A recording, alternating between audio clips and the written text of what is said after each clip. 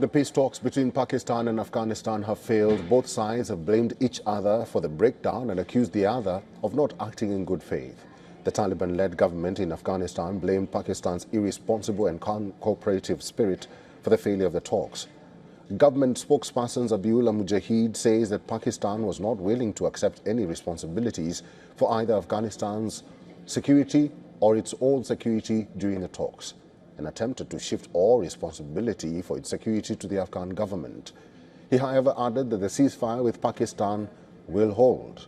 Pakistan's Information Minister Taula Tarar had hinted a day earlier that the negotiations are falling through, saying that the onus lays on Afghanistan to fulfill pledges to clamp down on terrorism, which so far have failed to do so. Pakistan's Defense Minister Khawaja Asif confirmed that the negotiations have been suspended with no plan of any further round of talks. Appearing on a Pakistani media channel, Asif said that talks have been indefinitely suspended and mediators Turkey and Qatar have withdrawn after losing hope. Asif claimed that the Afghan delegation was not ready to sign a written agreement, adding that Pakistan would accept only a formal written accord. He says that the ceasefire would remain in place only as long as no attacks are launched from Afghan territory. Both sides had kicked off the third round of talks in Istanbul on Thursday in an effort to ease escalating tensions following last month's deadly border clashes. The Istanbul meeting followed the earlier 5-day talks that resulted in a last-minute interim agreement.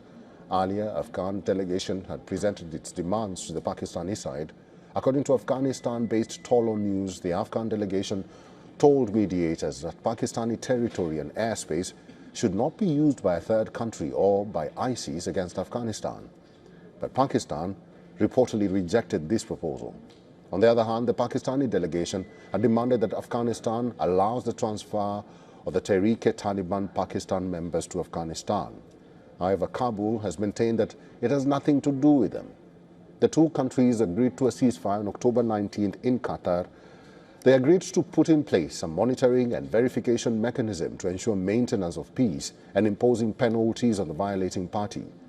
The two sides had also agreed to follow-up meetings in the coming days to ensure the ceasefire holds. But since then, there have been several reported incidents of cross-border violence. Negotiators met in Istanbul in the shadows of recent deadly border fighting. Afghanistan says that Pakistani forces opened fire in its city of Spin Boldak and targeted civilian areas, leading to at least 5 casualties. Pakistan denied these allegations and blamed Afghanistan for initiating fire along the border.